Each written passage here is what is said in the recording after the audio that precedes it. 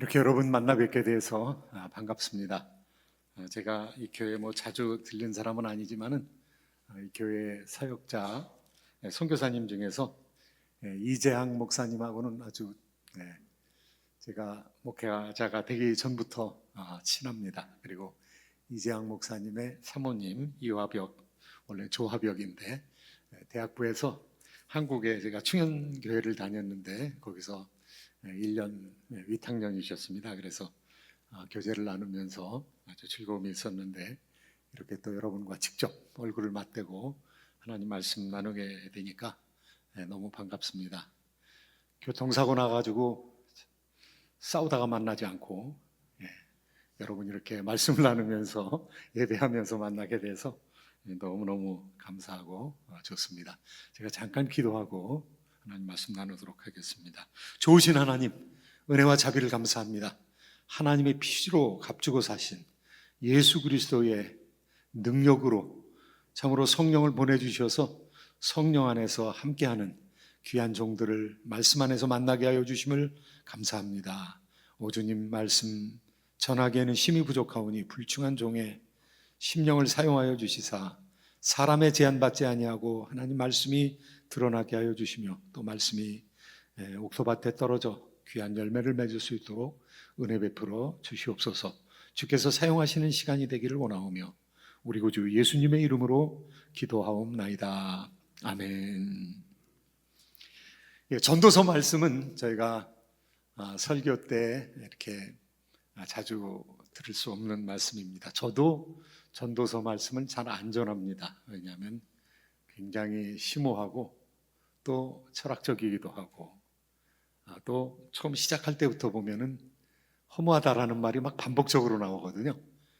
헛되고 헛되며 헛되고 헛되니 모든 것이 헛되도다. 헛됨이라는 말이 막 쫙 깔려 있는 그런 서신이기 때문에 지혜서임에도 불구하고 흔히 우리가 나누지 않게 되는 말씀입니다. 그런데 왜 헛됨을 얘기했을까요? 이 전도자, 전도서 1장 1절에 보면 전도자가 이스라엘의 왕인데 그 사람이 전하는 얘기다 이렇게 얘기하고 있습니다. 전도자 그러면 도를 전하는 사람이라는 뜻이죠. 도통한 사람입니다. 도통한 사람이니까 도를 전하는 거죠. 저자는 솔로몬입니다. 솔로몬 도통한 사람이죠. 지혜가 많은 사람이죠. 하나님께서 전무후무한 지혜를 주셨다고 그랬으니까 최고의 지혜자입니다. 최고의 지혜자일 뿐만 아니라 지혜가 있는 사람이 권능이 있는 것은 쉽지 않습니다. 그러니까 하나님의 wisdom, 하나님께서 지혜를 주셨을 뿐만 아니라 power, 지혜와 권세를 주셨다. 이거 하나님께 속하는 말입니다. 그러니까 하나님과 비슷한 인물을 하나님께서 일으키신 거죠. 왕으로 권력을 잡았습니다. 그러니까 지혜자가 생각이 있는데 왕은 권세가 있으니까 그 생각을 다 집행할 수 있는 것입니다. 다 해보았습니다. 좋은 거를 먹어도 보았고, 제 생각 같아서는 아내의 이름을 아마 다 기억하지 못했을 거다. 한 1000명 되니까. 그러니까 인생의 향락을 누릴 만큼 들여봤고, 외교적인 관점에서 볼 때 다른 나라 공주를 데려와야 되니까, 그래서 결혼 관계를 맺어야 되니까 어마어마한 아름다운 왕비들이 있었습니다. 그러니까 학문에 있어서도 지혜에 있어서도 글을 남겼습니다. 책을 많이 남겼습니다. 그런데 권세, 지혜, 부, 능력 여러 가지 것들을 다 드렸는데 헛되고 헛되며 헛되고 헛되니 모든 것이 헛되도다. 이 헛되다라는 말을 영어로는 vanity라는 말을 쓰기도 하고요. 또 어떤 성경에서는 meaningless, 의미가 없다는 것이죠. 다 겪었는데 의미가 없다는 것입니다. 권세도 의미가 없고 심지어는 청춘도 의미가 없고 책을 짓는 건 너무 피곤하고 그리고 운하를 파보고 포도원을 하고 공사해보는 것, 심지어는 성전까지 건축을 했는데 그런데 헛되다고 얘기를 하는 것입니다. meaningless, meaningless, meaningless, meaningless, utterly meaningless. 완전히 무의미하다는 거예요. 그러면 무의미하다는 얘기를 성경에서 왜 할까요? 그런데 결정적으로 무의미하게 됐던 이유가 있습니다. 하나님을 잊어버렸기 때문에. 하나님께서 모든 것을 주셨는데 하나님을 잊어버렸어요. 그러니까 모든 존재의 근본되는 하나님을 잊어버렸으니까 헛되이 됐죠. 무의미하게 돼버렸죠. 결론이 뭐냐면은 일의 결국을 알았으니, 일의 결국이 무의미하다는 것을 알았으니, 그러니까 하나님을 경외하라. 경외하라라는 결론으로 끝나고 있습니다. 그럼 하나님을 어떻게 경외할 수 있을까? 우리에게 삶이 주어져 있다면 이 삶의 의미는 무엇인가? 삶의 의미를 발견하려면 허무의 껍질을, 이 무의미의 껍질을, meaninglessness, 이 무의미의 껍질을 벗고 들어가야, 그거를 벗겨내야 삶의 의미를 발견할 수 있다는 거예요. 그러니까 거꾸로 생각하면 허무를 얘기하는 의미가, 진정한 삶의 의미가 무엇인가? 진정한 삶의 의미, 영어처럼 쓰이는 불어, raison d'être, 존재의 의미, the reason of being, 존재의 의미를 발견하기 위한 책입니다. 겉으로는 허무로 둘러싸여 있습니다. 그런데 허무로 끝나면 불교죠. 허무로 끝나면 인생 철학이죠. 그런데 존재의 의미가 있다는 것입니다. 존재의 의미를 발견해 나가는 과정이 있다는 것입니다. 제가 고등학교 때 삶의 의미에 대해서 회의를 느꼈어요. 뭐 때문에 살아야 되는지 모르겠더라고요. 그때는 하나님도 몰랐습니다. 저한테 가장 중요한, 주변에서 저한테 주입된 의미는 네가 미시 가문의 31세 손 6대째 장남이다. 그러니까 조상을 섬겨야 된다. 뭐 이런 얘기. 출세해야 된다. 뭐 이런 말씀을 들었어요. 그런데 그거 가지고 제 마음이 차질 않았어요. 그래서 제가 외삼촌한테, 군대 가 있는 외삼촌한테 편지를 쓰면서 내가 공부를 왜 해야 되는지 모르겠습니다. 공부가 잘 되겠습니까, 그러면? 공부를 왜 해야 되는지 모르겠어요. 왜 살아야 되는지 모르겠습니다. 그런데 고등학교 때 한 선생님이 저한테 그래도 의미 있는 얘기를 해주더라고요. 공부가 인생의 전부는 아닌데 인생의 일부는 될 수 있다. 그 얘기가 솔깃하더라고요. 공부를 완전히 포기하지는 못했습니다. 정말 의미가 있는 것이 무엇일까? 어떤 학생이 인생의 의미를 찾아 나섰습니다. 그래서 대한민국 용산역에서 지방으로 가는 기차를, 야간 기차를 타고 이제 삼남 지방으로 이제 내려가고 있습니다. 내려가는데 얼마인가 가지고 인생의 의미를 깨달았어요. 천안에 이르기 전에 2시간이 안 돼가지고 인생의 의미를 깨달았습니다. 인생의 의미를 얘기하는 사람이 있는데요. 김밥이나 삶은 계란, 그러는 거예요. 삶은 계란, 삶이 계란이구나. 이 삶이라는 게 이게 별게 아니구나. 이게 계란이구나. 계란을, 달걀을 어떻게 뚫고 나오느냐, 이게 문제입니다. 헤르만 헤세라는 사람이 데미안이라는 소설을 썼는데요. 그 데미안의 주인공이 우리의 인생이 계란을, 껍질을 까고 나오는 거다, 그렇게 얘기합니다. 껍질을 까고 나오기 위해서 정말 놀랍지 않습니까? 여러분 늘 드시는 계란, 그냥 거의 액체같이 돼 있지 않습니까? 노란자, 흰자, 액체같이 돼 있는데 그게 숨을 하루를 품고 있으면, 어미닭이 품고 있으면 그게 털이 돼요. 심장이 있어요. 그리고 뼈가 생겨요. 병아리가 그 안에서 생겨가지고 병아리가 20하루가 되면은 톡톡톡톡 쪼아요. 안에서 쪼아요. 그러면 어미닭이 보고 바깥에서 같이 쪼아줘요. 계란을 뚫고 나오는 것은, 깨트리고 나오는 것은 새로운 세상을 경험하는 것입니다. 그 계란을 뚫고 나와야 돼요. 그 톡톡톡톡 두드리는 것을, 병아리가 두드리는 것을 옛날 사람은 줄이라는 말로 표현했습니다. 줄. 그 다음에 어미닭이 두드려주는 것을 탁이라고 그랬습니다. 그런데 줄탁동시라는 말이 있어요. 줄탁동시. 병아리가 이렇게 톡톡톡톡 두드리면은 어미닭이 그것 같이 깨주는 겁니다. 그러니까 우리가 하나님 앞에 나가는데 하나님 앞에 질문해야 돼요. 하나님 앞에 질문하면서 나아가면은 하나님께서 대답해 주시는 것이죠. 하나님께서 도와주시는 것이죠. 우리가 껍질을 깨틀고 나오기를 하나님께서 원하시고 바라시고 도와주시는 것이죠. 질문을 통해서 나가는 거. 새로운 세상으로 나가야 됩니다. 새로운 깨달음으로 나가야 됩니다. 새로운 깨달음을 어떻게 얻을 수 있을까? 깨달음으로 사실은 가득 찬 세상인데 우리가 많은 시간을 그냥 보내고 있는 것이죠. 하나님께 질문하지 않고 보내는 것이죠. 그런데 오늘 말씀 가운데서는 이 전도자가, 이 솔로몬 왕이 전도자가 되어서 도를 전하는 자가 되어서 시간을 그냥 보내지 말라는 것입니다. 무상한 시간이라는 거예요. 오늘 말씀 가운데 보면은요, 2절부터 8절까지 28가지 때가 나옵니다. 2절에서는 날 때가 있고 죽을 때가 있으며 심을 때가 있고 심은 것을 뽑을 때가 있으며 4가지의 때가 나오죠. 마지막 8절에도 사랑할 때가 있고 미워할 때가 있으며 전쟁할 때가 있고 평화할 때가 있느니라. 때가 수시로 변한다는 거예요. 그러면 지혜 있는 사람은 무엇입니까? 지혜 있는 사람은 그 때를 파악하는 것입니다.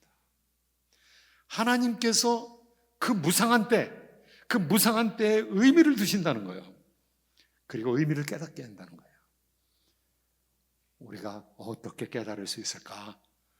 분별력을 가져야 되는 것이죠. 그런데 분별력이 우리 스스로에부터 나오는 것이 아니기 때문에 생각해야 돼요. 여러분 기도할 때 어떻게 하십니까? 예수님께서는 우리에게 기도를 3가지 종류로 가르쳐 주셨어요. 찾으라, 그러면 찾을 것이요. 문을, 그 다음에 구하라, 그러면 구할 것이요. 찾으라, 그러면 찾을 것이요. 문을 두드리라, 그러면 열릴 것이니. 그냥 구하면 받게 되는 게 있죠. 일용할 양식 구하면 받게 됩니다. 요새는 뭐 일용할 양식 구하지 않는데도 거의 그냥 너무 풍성하게 주어지죠. 그런데 찾아야 되는 게 있어요. 찾아야 된다는 것은 숨겨져 있다는 것이죠. 그런데 구약 성경에서는요, 찾는다고 그럴 때 하나님을 찾는다고 얘기해요. 하나님을 찾는다. 하나님을 숨은 하나님이라는 거죠. 히든 갓, 숨은 하나님이라는 거죠.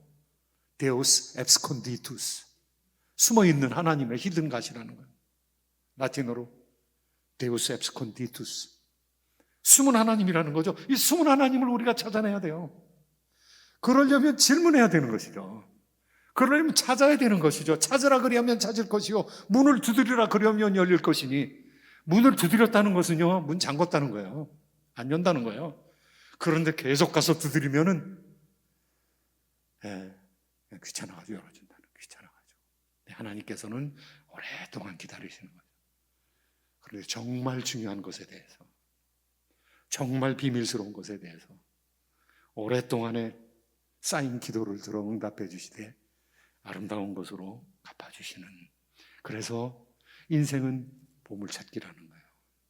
이 보물을 찾아야 되는데 마구 지나가는 화면 가운데서 그 의미를 붙들어야 될 터인데, 그런데 사람들이 디바인 디설먼트, 하나님께서 주시는 분별력이 없기 때문에, 지혜가 없기 때문에 그냥 시간을 무료하게 보내는 경우가 너무 많아요. 의미 없이 보내는 경우가 그냥 너무 많은 거죠. 시간과 에너지를 그대로 낭비하는 경우가 굉장히 많은 것이죠. 하나님께서 이 시대를 왜 나한테 주셨는가? 친구가 결혼식합니다. 결혼식하면은요, 기뻐할 때죠.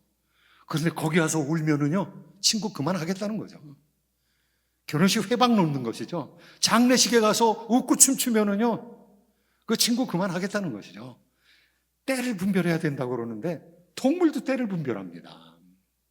제가 산을 좀 좋아해요. 그래서 다른 운동 안 하고 그냥 산에 올라가는 2시간이고 3시간이고 이렇게 산을 걷는 운동을 하는데요. 그런데 동물들이 때를 얼마나 잘하는지 몰라요. 비 올 때나 흐릴 때 가면 정말 한 마리도 안 나와요. 어떻게 그렇게 한 마리도 안 나와요?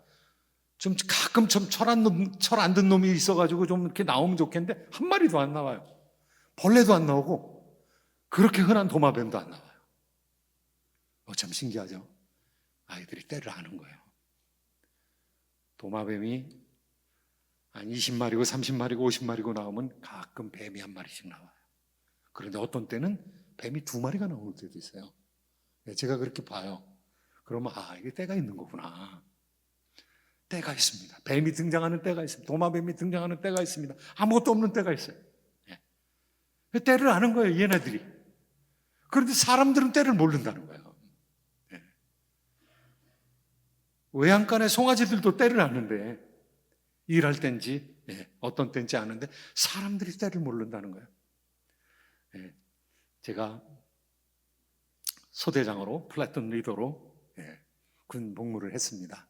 군 복무를 하는데요, 그 복무를 하게 되면은 뭐 여러 가지 일들이 많이 나타납니다. 그러니까 뭐 나라를 지키기 위해서는 싸워야 되죠. 싸우려고 나온 거죠. 싸우지 않으면 안 되는 거죠. 그럼 여러 가지 이제 어려운 일이 일어났을 때 어떻게 대처했는가, 그것들을 이제 연구를 하고 또 교육을 시키고 그럽니다. 그런데 우리나라에 60년대에는 무장공비 거릴라들이 뭐 한 120명씩 북한에서 내려왔어요. 그래서 북한에서 내려왔을 때 그걸 어떻게 대처했느냐, 이거를 이제 교육을 하고 저도 읽고 배우고 그럽니다. 왜냐하면 우리가 철책선도 지켜야 되고 비무장지대에 들어가서 매복도 해야 되고 수색정찰을 해야 되니까요. 그런데 120명 무장공비가 들어왔는데 그거를 본 사람이 있었어요. 초병이 봤습니다. 보초가 봤어요. 보초가 봤으면 어떻게 해야 됩니까? 응급조치를 해야죠. 응급조치를. 그런데 그 보초가 가만히 숨어 있었어요. 죽을까 봐. 싸워야 될 때가 있는데, 싸워야 될 때, 아니 총 가지고 있는 걸로 한 20발 쏘고 도망쳐도 되는데, 그러면 무장공비가 왔다는 것을 알 수가 있는데 그들이 다 상륙하기 전까지 아무것도 안 했어요. 그 사람은 살았습니다. 그런데 살은 게 아니에요. 사형당했습니다. 군 형무소에 가서 사형당했습니다. 그러니까 싸우다 죽어도 죽는 게 더 멋진 운명이었을 터인데, 때가 있는 거죠. 싸워야 될 때가 있는 거죠. 후퇴해야 될 때가 있는 거죠. 화해해야 될 때가 있는 것이죠. 평화할 때가 있는 것이죠. 사랑해야 될 때가 있는 것이죠. 또 어떤 때는 미워해야 될 때도 있습니다. 하나님께서 때를 따라 아름답게 하셨다, 이렇게 얘기하고 있습니다. 그런데 결정적인 때가 있습니다. Divine discernment. 정말로 하나님께서 주시는 신비한 분별력의 시간이 있는데 그 시간에 여러분이 참여하셨습니다. 결정적인 분별력은요, 예수 그리스도를 알고 받아들이는 거예요.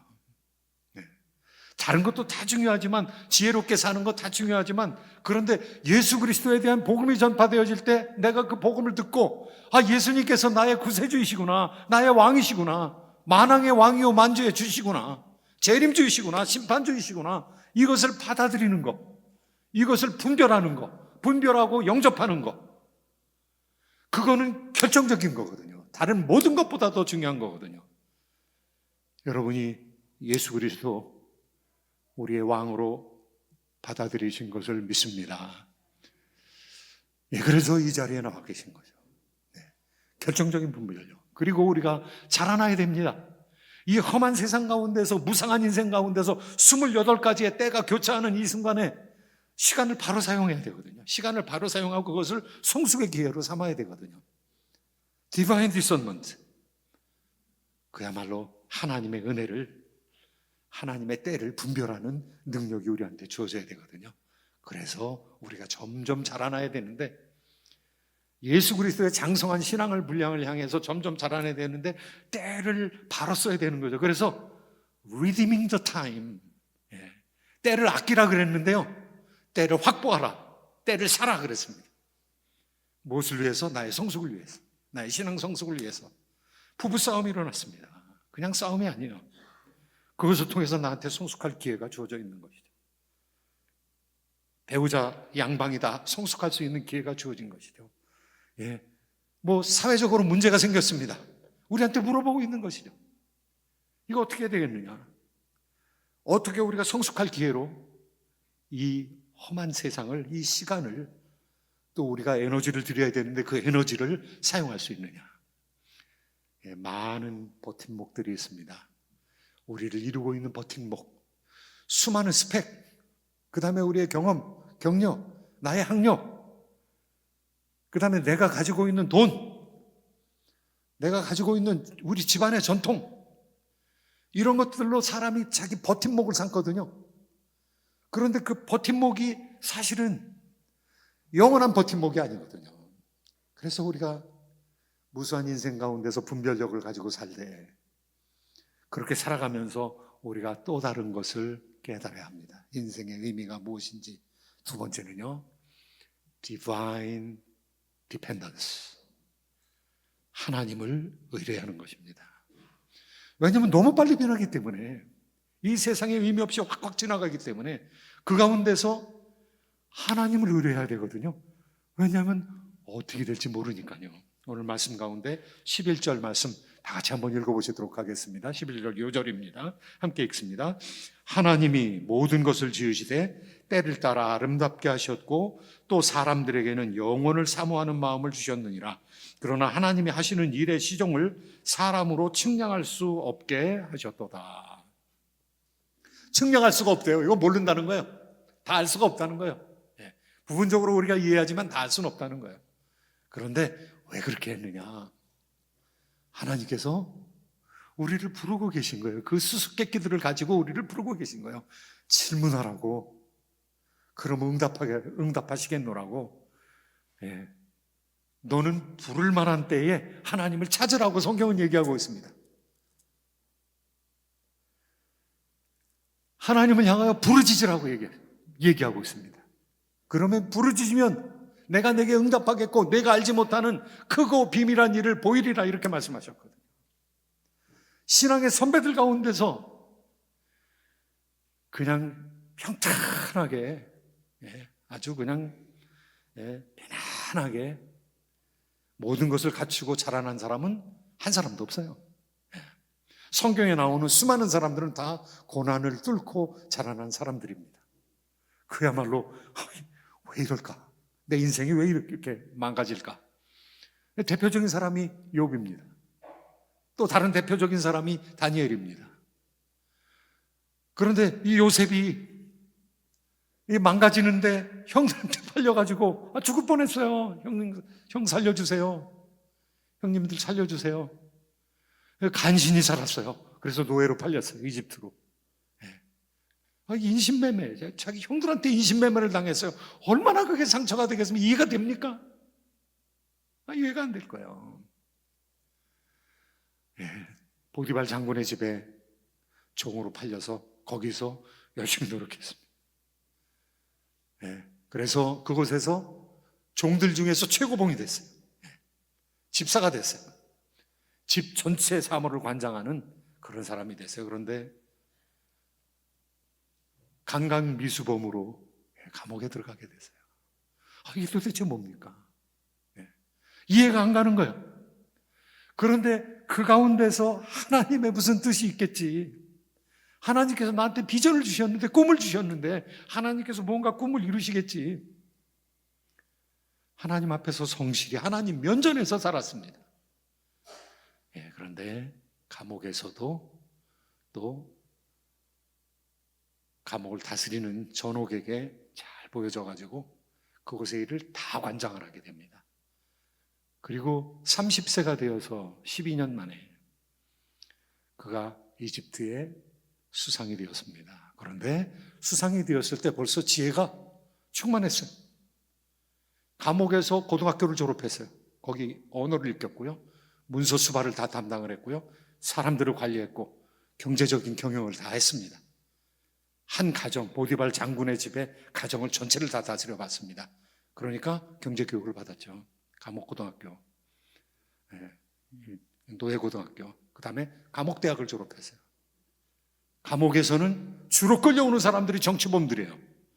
그러니까 궁정의 정치, 이 팰리스 팔러틱스가 어떻게 되는지 그 정치를 다 익혀서요. 거기 조서를 다 작성하면서 어떤 사람이 무슨 잘못을 했고 이런 궁궐에서 이런 잘못을 하면 안 되고 이거를 다 공부한 거죠. 그래서 정치를 전공 과목으로 하고 부전공을 경제로 했어요. 그런데 하나님께서 때가 딱 되니까 수상을 만들 수 있는 방법은 그 길밖에 없는 거예요. 이해가 안 갔어요. 왜 이렇게 하나님께서 자기를 어둠 속으로 인도하시는지, 거칠게 인도하시는지. 그런데 그 가운데서 어떻게 했겠습니까? 하나님, 계속 질문한 거죠. 하나님, 무슨 의미입니까? 내가 왜 이렇게 살아야 됩니까? 아니, 내가 꿈을 꿨는데 해와 달과 별들이 저한테 저라는 꿈을 꿨는데 이게 뭡니까 도대체? 이 허탄한 꿈을 주신 이유가 뭡니까? 형들의 집단이 내 집단에 다 절했는데 이게 어떻게 된 겁니까? 계속 물어보지 않았겠습니까? 계속 질문하지 않았겠습니까? 예, 우리가 질문해야 됩니다. 왜 성숙하지 않느냐? 왜 우리의 신앙이 성숙이 없느냐? 질문하지 않기 때문에 그래요. 질문해야 돼요. 하나님께 질문해야 돼요. 목사님에게 질문해야 돼요. 장로님과 경험이 많으신 우리 권사님들한테 질문해야 돼요. 저는 신학자입니다. 미국 신학을 배웠습니다. 제가. 미국 신학을 배우면서 중남미의 신학, 아프리카의 신학도 조금씩 배웠습니다. 그런데 미국 신학이 크게 발전이 없어요. 왜 발전이 없냐? 질문하지 않아요. 부르주아 신학이 됐어요. 유산자들의 신학이 됐어요. 그러니까 문제가 없어요. 문제가. 이 문제를 극복하려고 해야 되는데, 그러니까 신학적인 통찰력이 역류하고 있어요. 어디로부터 역류하느냐? 아시아로부터, 아프리카로부터, 중남미로부터. 흑인 신학, 해방 신학, 아시아 신학, 여성 신학, 환경 신학 역류하고 있습니다. 왜냐? 질문하지 않기 때문에. 여러분, 신학적으로 진지한 질문을 던져보셨습니까?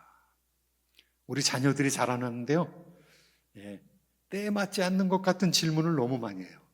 그러면 그거 다 답변해 줘야 돼요, 여러분. 야, 조그만 게 무슨 그런 질문 하냐? 한 5년 지나고 해라. 그런데 5년 후에 질문 절대로 안 합니다. 다 깨달았어요, 자기 나름대로. 그 깨달으려고 할 때 질문하는 거예요. 저희 아들이 중학교 때 결혼에 대해서 질문하더라고요. 그래서 이놈이 큰일 났구나. 어떻게 되는 거 아닌가. 질문하는데, 아빠, 내가 결혼해야 되는데 결혼하면은 흑인이나 백인이나 뭐 다 좋아? 그러더라고요. 그래서 뭐 신앙이 괜찮으면 괜찮지, 신앙이 좋으면 괜찮지. 그런데 왜 하필이면 왜 외국 사람이냐? 내가 바라기는 그냥 한국 사람하고 했으면 좋겠다. 그러면 엄마하고 아빠하고 비슷하니까 한국말도 하면 좋지 않겠냐? 혹시 자기가 중국 사람이나 일본 사람하고 사귀면 어떤 사람하고 사귀는 게 좋겠냐? 얘가 지금 연애를 하고 있나? 중학교니까 아닌 것 같은데. 그런데 뭐 제가 대답을 했습니다. 대답을 해야죠. 나는 일본 사람이 더 좋겠다. 왜냐하면 중국 사람은 그래도 좀 거리가 있고 말도 우리하고 너무 다르고, 일본 사람은 우리나라하고 피가 많이 섞였대더라. 그리고 우리 조상들이 일본으로 많이 건너가서 그래서 거기서 나라를 형성하는데 큰일을 했대더라. 그러니까 나는 일본 사람이 차라리 낫겠다. 알았다고. 그런데 요즘에 이제 34살이 돼가지고 처자를 사귀고 있는데 한국 사람을 사귀고 있더라고요. 그래서 얼마나 고마운지. 아니, 물론 뭐 타민족이라도 받아들여야 되죠. 뭐 아이가 사랑한다 그러면 받아들여야 되는데, 그런데 뭐 한국 사람으로 사귀어서 너무 좋습니다. 그 질문을 할 때, 그 질문할 때가 굉장히 중요한 때죠. 그 질문 더 이상 안 할 수도 있어요. 그런데 그때 질문할 때 그 답변해야 되거든요. 대답을 해줘야 되거든요. 그때가 걔가 필요해서 물어보는 거거든요. 우리의 자녀들이 그때 필요해서 물어보는 거거든요. 그런데 우리한테 질문하지 않기 시작할 때, 그때는 우리한테 별로 받을 것이 없다는 거예요. 하나님께도 마찬가지입니다. 하나님께 나가는데 우리가 질문해야 돼요. 하나님께 질문하고 답변을 들어야 되죠. 답변을 듣기 위해서 연구해야 되죠. 사람이 답변을 못 해주면 내가 연구를 해야 되죠. 너무 많은 책들과 너무 많은 자료들이 있어요. 알 수가 있어요. 저는 신학자라 연구를 통해서 알 수가 있습니다. 내가 질문하고 그 질문에 대해서 답변을 찾아낼 수가 있습니다.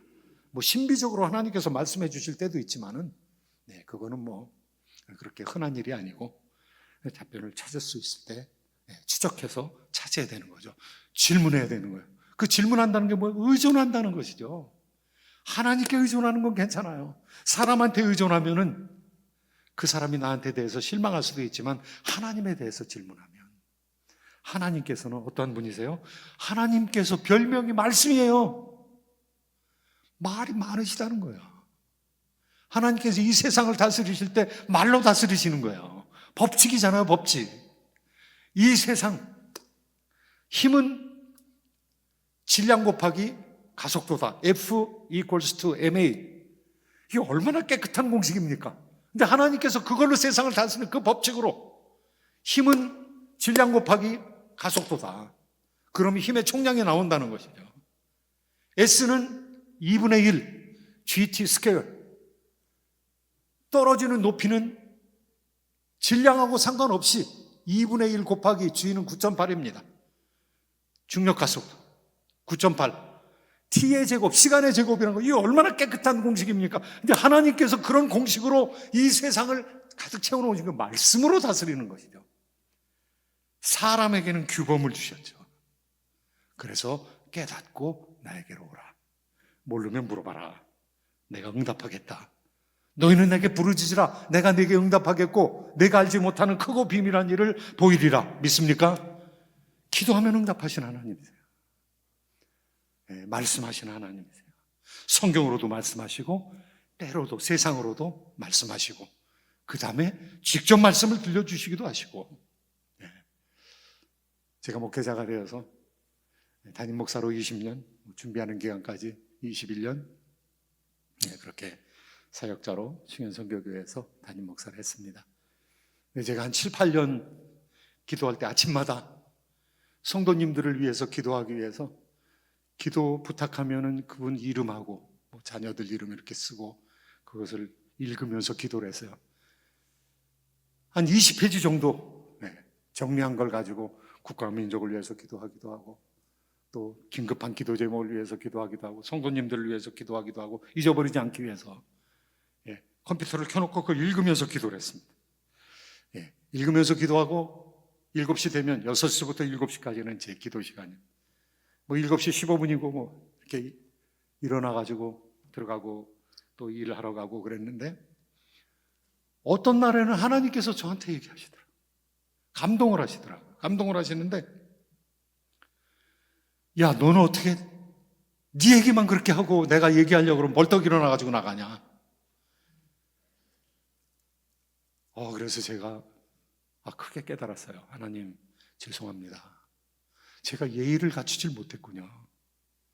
여러분이 대통령 앞에 나가면 어떡합니까? 여러분 얘기에 대해서 1시간 동안 얘기하고 벌떡 일어나서 나옵니까? 그러면 싹수가 없는 거예요. 대통령한테 대접을 못하는 거예요. 대통령께서 하명을 해야 될 거 아니에요. 무슨 얘기가 있을 거 아니에요. 그럼 얘기를 듣고 필요하면 얘기하면 되잖아요. 하나님께도 마찬가지잖아요. 하나님이 말씀이신데 하나님이 말씀으로 세상을 다스리시는데 하나님 얘기는 전혀 안 듣고 기도가 독백이 아닌 모놀로그가 아니잖아요. 기도는 다이얼로그잖아요. 그러면 주거니 받거니 해야 되는 거잖아요. 그래서 그날부터는 듣는 기도를 훈련을 했습니다. 하나님, 제가 마귀 얘기인지 하나님 얘기인지 잘 깨달을 수 없으니까 이 일정한 시간 동안은 하나님께서만 말씀하시고 사단마귀 틈타지 못하게 해주시고 말씀을 통해서 감동하시든지 직접 말씀하시든지 묵상을 통해서 얘기하시든지 하나님 말씀 묵상을 통해서 얘기하시든지 아니면 관상을 통해서 하나님께서 직접 말씀하시든지 저의 기도를 인도해 주세요. 제가 끈을 붙들고 있지 않겠습니다. 말씀해 주십시오. 제가 적겠습니다. 그래서 컴퓨터에 적기 시작했습니다. 한 15분이고 20분이고 적기 시작했습니다. 한 2,400회를 넘게 적었으며 10년 이상에 걸쳐서 하나님께서 말씀하시는 때가 있었습니다.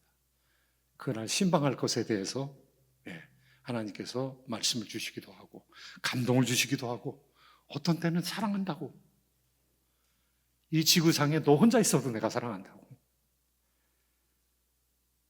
부모는 아이가 5이면 다 사랑하지만 사랑이 갈리지만은 나는 세상에 너 혼자 있는 것 같이 너를 사랑하고 많은 사람들을 동시에 사랑할 수 있는 능력이 하나님이라고. 예, 하나님께서 그런 감동을 주시면서 하나님과,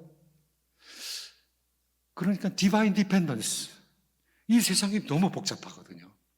시종을 알 수가 없거든요. 어떻게 변할지 모르거든요. 그러니까 어떻게 됩니까? 영혼을 사모하는 마음을 주시는 거예요. 영원한 것을 사모하는 마음을 우리에게 주신 거, 말씀처럼. 그래서 하나님 의지하면서 살아야 되는구나, 하나님의 도우심으로 살아야 되는구나. 기도하는 것은 병아리가 알껍질 속에서 찍는 거하고 비슷해요. 줄 하는 거하고 비슷해요. 그럼 하나님께서 응답하세요. 하나님께서 탁하세요.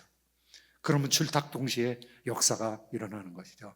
하나님께서 우리를 도와서 이끌어 주시는 것이죠. 여러분, 이건 몰라도 괜찮아요. 사실은 여러분이 모르신다 할지라도 하나님께서 불꽃 같은 눈동자로 여러분을 다 지켜보시고 행하시고, 여러분이 어떤 때 늦는 거, 빨리 오는 거, 사고 나는 거, 사고 나지 않는 거, 이런 것까지 다 주관하신 하나님이시니까요. 하나님이 천지에 충만하신 하나님이시니까요. 그리고 하나님의 백성을 도우시는 우리의 아버지시니까요. 그런데 그 하나님, 엘로힘으로 불렀던 그 하나님께서 우리에게 여호와로 나타나세요. 예, 엘로힘은 창조주 하나님이세요. 법칙을 세우시고 이 세상을 운행하시는 분이세요. 그런데 그 하나님께서 엘로힘으로 나타나시는 하나님과 달리 언약의 주체자로 나타나신 하나님이 있습니다. 그 언약의 주체자로 나타나시는 그 하나님은 사랑의 하나님이세요. 정의의 하나님이세요. 우리에게 긍휼과 자비를 베풀어 주신 하나님이세요. 그분은 예수님 때문에 우리를 받아주신 하나님이세요. 우리의 연약함과 우리의 불충함에도 불구하고 우리를 아브라함과 다윗과 예수 그리스도로 말미암아 그 언약 때문에 우리를 받아주시고 수용하신 하나님, 그 하나님께서는 이 험한 세상, 이 허무가 판치는 세상 가운데서 우리한테 즐거움을 주신 하나님이에요. 아들아, 이 세상 살기 너무 힘들지. 교회 생활 종종 상처되는 것도 너무 많지. 그러나 실망하지 마. 내가 너희한테 선물을 줄게. 내가 너한테 위로거리를 허락해 줄게. 우리가 읽진 않았지만 12절, 13절 보면은요, 하나님께서 우리한테 즐거움을 주신다는 거예요. 이 헛된 세상에서 살아가는 것이 너무 힘들까봐 하나님께서 귀한 선물들을 주신다는 거예요. 사람들이 사는 동안에 기뻐하며 선을 행하는 것보다 더 나은 것이 없는 줄을 내가 알았고, 13절에 보니까 사람마다 먹고 마시는 것과 수고함으로써 낙을 누리는 그것이 하나님의 선물을 준도 또한 알았도다. 하나님께서 선물을 주신다는 거예요. 너무 힘드니까, 우리가 훈련받고 성숙하는 것이 너무 힘드니까, 그런데 기뻐하면서 좋은 일을 행하면 그것이 너에게 엔돌핀을 더 만들어줄 거야. 교회에서 봉사하는 게 얼마나 귀한 일입니까? 교회에서 환경을 정리하고 청소하고 음식을 차리고, 이게 얼마나 귀한 일입니까? 그런 좋은 일들을 통해서 우리가 기쁨이 있다는 것이죠. 선한 일들을 위해서 하나님께서 기쁨을 숨겨놓으셨다는 것이죠. 그러니까 기뻐하면서 좋은 일, 선한 일 해라. 정의로운 일 해라. 사랑 베푸는 일 해라. 그거 선물이다. 이렇게 얘기하시고요. 두 번째는 먹고 마시고 놀아라. 이거 식해라. 이거 좋은 거라는 것입니다. 하나님께서 놀랍게도 우리에게 미각을 주셨어요. 후각을 주셨어요. 만약에 사과를 먹었는데 우리가 단맛을 모른다면, 사과의 향긋한 향내를 모른다면 사과는 무슨 무 씹는 것 같지 않겠습니까? 근데 사과가 맛있잖아요. 굴이 맛있잖아요. 달잖아요. 여러분, 스테이크를 먹으면 스테이크 고기 냄새, 구수한 냄새, 그 향기가 있잖아요. 제가 독감 걸리고 나서 후각이 완전히 돌아오지 않으니까 고기 먹을 때 그냥 옛날 생각만 하는 거예요. 냄새가 별로 안 나니까 고무 씹는 것 같긴 한데 그래도 맛있는 것 같긴 하고, 그냥 기억에 의존해서 먹는 거예요. 그래서 입맛이 상실돼도, 후각이 상실될 때도 있구나, 이런 거 새삼 느끼게 됩니다. 그런데 하나님께서 맛있게 하시셨잖아요. 그래서 먹고 마시고 즐거워하게, 그리고 전도서 9장 9절에 보니까 이 어두운 인생 가운데서, 이 허무한 인생 가운데서 의미 있는 거 주셨는데, 그게 배우자를 얻어가지고 가정생활하는 거, 이거 위로라는 것입니다. 그 다음에 그 사랑 가운데서 또 자녀까지 주시는 거, 이거 인생의 위로라는 거예요. 그런데 그보다 더 큰 위로가 있어요. 하나님을 만나는 건데, 모세가 어떠하였습니까? 모세가 풀꽃 가운데서 하나님 만났습니다. 그런데 그 하나님이 자기 이름을 여호와라고 말씀하셨어요. 창조의 하나님이실 뿐만 아니라 아브라함과 이삭과 야곱의 하나님, 여호와다. 불꽃 가운데서 나타나셨어요. 불꽃 가운데서 나타나셔서 40년 동안 혁명 실패자로, 그 다음에 40년 동안은 그냥 양치기로 무슨 의미인지 모르는 삶을 살았습니다. 80세가 되어서 모세를 부르는 것입니다. 모세야, 내 백성 이스라엘을 내어보내라. 어려운 일이었죠. 지도자가 되는 일, 어려운 일이었죠. 그러나 인생의 의미로 회송됐더라. 삶의 의미를 깨닫게 돼서, 하나님께서 나한테 이 사역을 맡겨주셨구나. 40년 동안 그 사역을 감당하게 됩니다. 그리고 가나안 땅에 그 백성들을 인도하게 됩니다. 하나님께서 우리에게 기쁨을 주시는데요. 기쁨 중에서 최고의 기쁨은, 인생의 기쁨 여러 가지가 있지만은 그 기쁨 중에서 하나님 만나는 기쁨. 그래서 시편 46편, 47편, 42편, 43편 보면은요, 극락의 하나님께 이르리이다 라는 말씀이 있습니다. 극락의 하나님. 이 극락의 하나님은 기쁨의 하나님인데, Divine Delight인데, Ultimate Divine Delight. 하나님의 만남의 기쁨이 최고의 기쁨이라는 거예요. 최고의 기쁨이 이 세상 사람들은, 이 세상의 연락을 즐기는 사람들은 마약이라고 생각합니다. 섹스라고 생각합니다. 그런데 마약을 잘 아는 사람 보니까 그분이 얘기하기를 마약은 성적인 유혹보다 더 강합니다 그러더라고요. 마약을 제대로 하는 사람은 성생활을 탱해친다는 거예요. 그러니까 뭐가 더 강한 거예요? 마약이 더 강한 거죠. 마약을 하면서 가장 불행한 때는 마약에서 깨는 때가 가장 불행한 때라는 거예요. 그런데 그 마약을 끊지 못해서 고민하던 사람이 있었습니다. 저희 교인의 자제분입니다. 제가 한국에 가서 그 자제분을 만났습니다. 목사가 되어 있는 사람을 만났습니다. 어떻게 끊었냐고 저한테 얘기를 해주더라고요. 여러분도 폴 윤이라는 유튜브 들어가서 보시면 그 사람의 고백을 그대로 들을 수 있습니다. 하나님을 3천층에 올라가서 만났다는 거예요. 금요일날 기도하다가 만났다는 거예요. 그런데 하나님 만나고 나서 자기가 한 달 동안 공중에 떠 있는 것 같은 생활을 했다고 그래요. 너무 즐겁고 기뻐가지고. 그런데 한 달이 지나니까 마약이 다시 생각나더라는 거예요. 그런데 그때 성령께서 말씀하시기를 이제는 네가 네 의지로 끊어야 된다. 의지를 회복시키더라는 거예요. 자기 의지를 회복시키더라는 거예요.